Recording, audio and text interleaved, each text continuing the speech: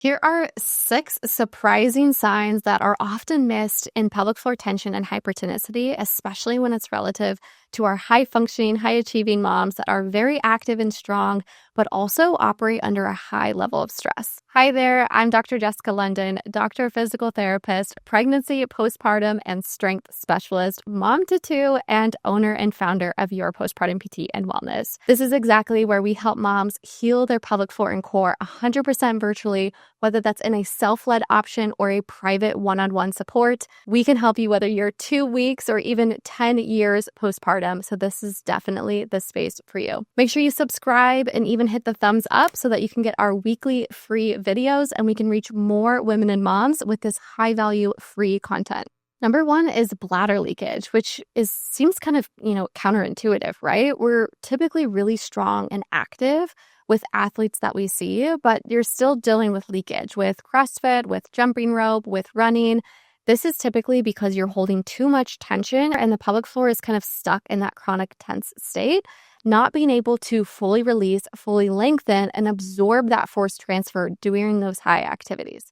So you might notice that you start leaking towards the 10th repetition or later in the workout. This is when your pelvic floor is really tired and not well coordinated and doesn't have the amount of length and relaxation that it needs to be able to give your pelvic floor a little bit of a break.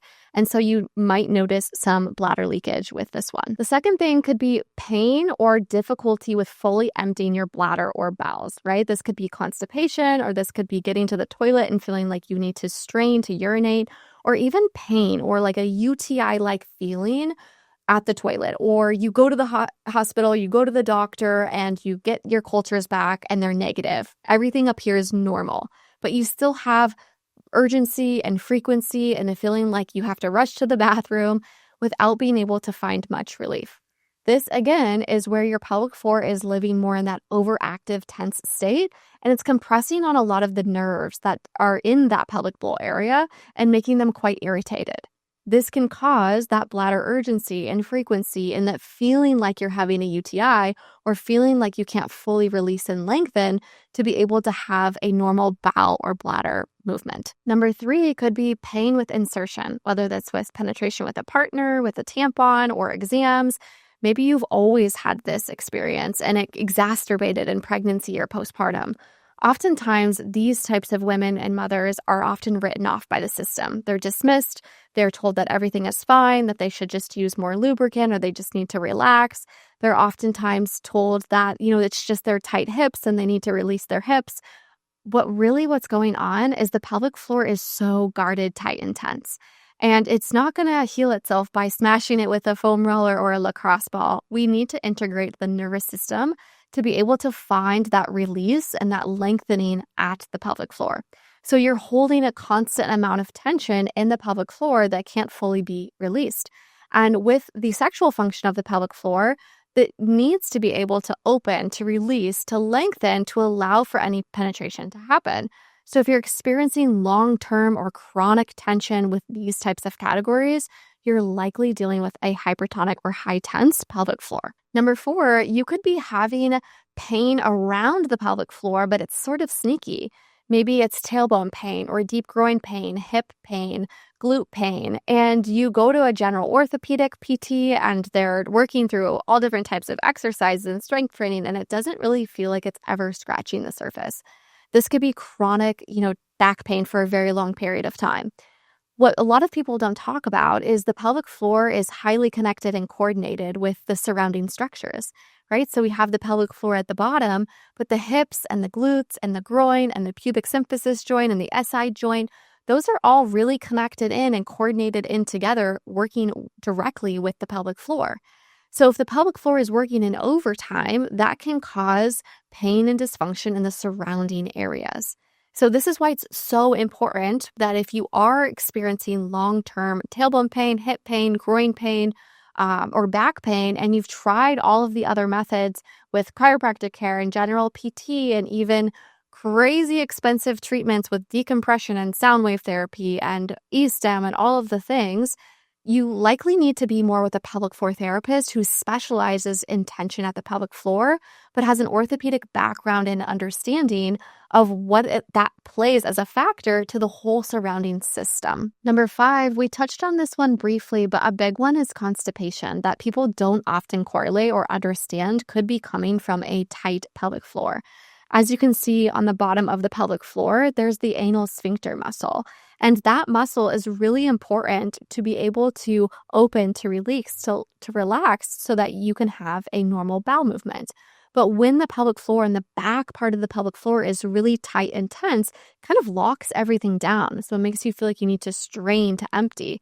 You can also be creating blockages in the abdomen. So you might notice some more firm abdomen locations as it is getting blocked up further in the chain. But really, it's because the full exit is never really happening. It's really, really important for you to be able to connect to the back part of your pelvic floor and to learn how to connect somatically, spatially, release and lengthen that area. You might have tried a lot of different dietary things and supplements, or maybe you're on Miralax every day or every week.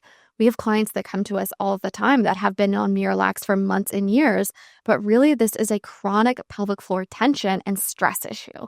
So when we can address the nervous system and the pelvic floor together, we typically see constipation clear up quite quickly. And lastly, number 6 is not being able to fully allow yourself to relax. Right? Fully being able to take a breath into the lower rib cage and feel that full expansion. Being able to take a breath in and feel the descent and the lengthening happening at the pelvic floor. When this is happening, we have all of the systems kind of locked down and you lose mobility and range of motion and restrictions start happening.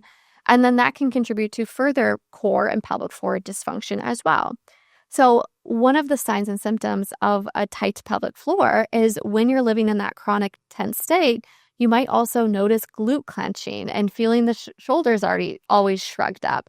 This is a sign that your body in general has a really difficult time fully allowing yourself to mount, fully find lengthening in your tissues, fully being able to relax. So my cue for you here is, can you actually connect to your pelvic floor? Whether you need to use your hands and hook around the inside of your pelvic bowl. And when you take that breath in, do you feel a descent?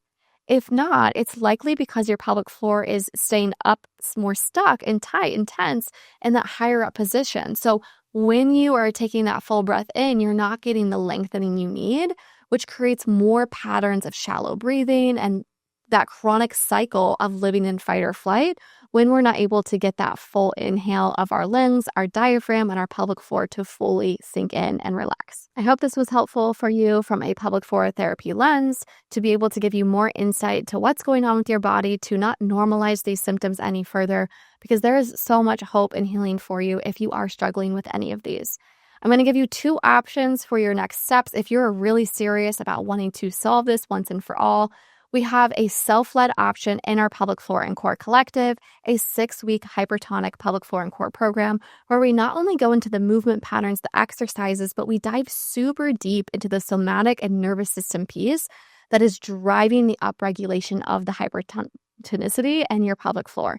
You can try that independently, find the link below, and go along your own self independently. We also have a private one-on-one mentorship where we can work directly with clients one-on-one, 100% virtually, specifically with our pelvic floor therapists, mind, body, nervous system experts that specialize in chronic tension and chronic pain.